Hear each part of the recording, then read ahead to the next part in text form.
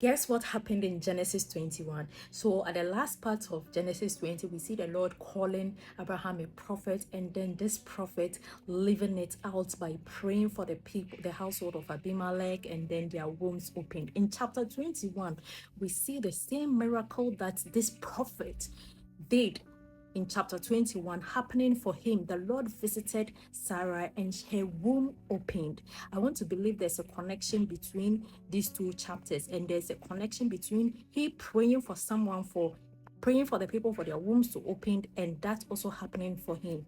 From the very beginning, we see when the Lord had the conversation with Abraham. He then later built an altar between Bethel and Ai. The meaning of Bethel is the house of God. We all know that.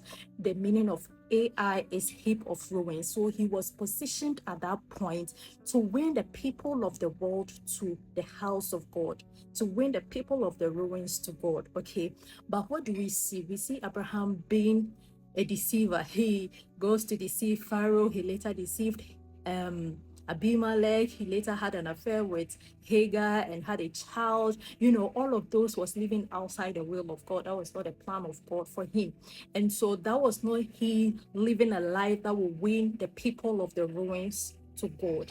And so at this point where he had that issue with Abimelech and all, the Lord was like, you know what? You don't know who you are called to be. You are called to be a prophet. You are called to be a blessing. You are not called to be a distraction to the world, but you are called to be a blessing to the world. And so I need you to live or be a reflection of who you are called to be. And so he declares another name, that is a prophet. And so when this man prays for the people and then that miracle happens, the same thing happens for his household. And then the Lord tells him, you get the assignment now. Now let the promise begin. Now let the covenant I have with you begin.